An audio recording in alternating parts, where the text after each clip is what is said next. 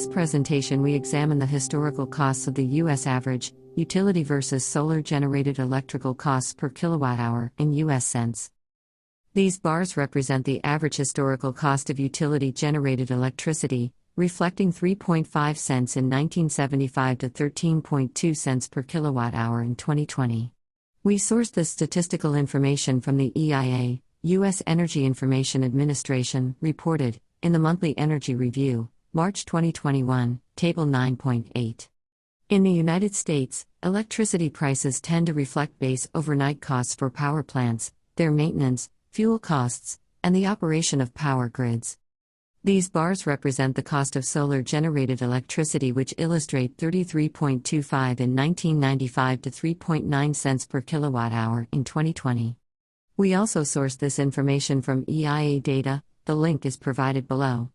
This price reflects the capitalized cost of purchasing photovoltaic panels and connections. However, it does not include storage, which we strongly recommend for reasons we discuss on our website, in How to Maximize Solar's Value. Taking a closer look at the utility generation costs, we add a trend line to our graph. On our graph, the exaggerated curve is due to the time compression from years 1975 to 2010.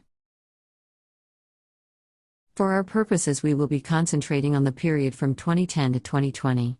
The curve in this time frame follows closely the rate of inflation in the United States. This result is predictable based on how heavily monopolistic utility power producers are regulated. Now, let's add the trend curve to the solar generation cost bars. The rapid decline from the years 2009 to 2020 are representative of a disruptive technology curve. Disruptive technologies are those that bring about rapid, societal changes due to the relative value they offer. For example, ride-sharing services disrupting taxi, mass transportation, and car rental service industries. This was made possible due to the mass adoption of smartphone technology, it in and of itself a disruptive technology, disrupting wired telephone and computer services. The value proposition of solar-generated power? First, the now obvious cost advantages. Second, the sustainability and clean nature of the energy source. Now, let's remove the bars from our graph, leaving just the trend lines.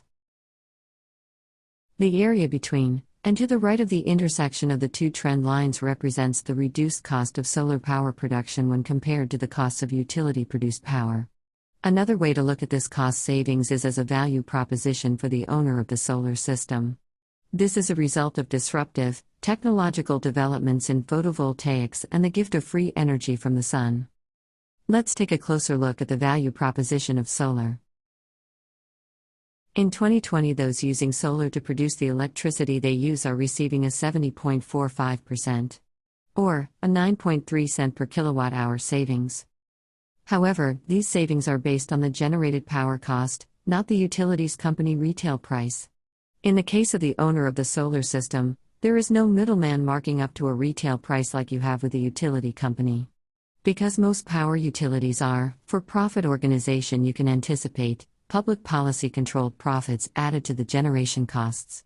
That's a huge win for property owners who choose to harvest the light falling on their property. Yes, but without a better understanding of how the power utilities work, it's hard to realize the full value of your solar system. That's where sunlightrights.org can help. Utility companies are facing many challenges with the public's rapid adoption of photovoltaic systems. Private power production from these systems might provide power to the power grid when not needed, which may force the utility company to shed excess power at a loss. Sunlightrights.org works with governing agencies and utility companies to help provide the private solar power producer with the greatest return on their net power production.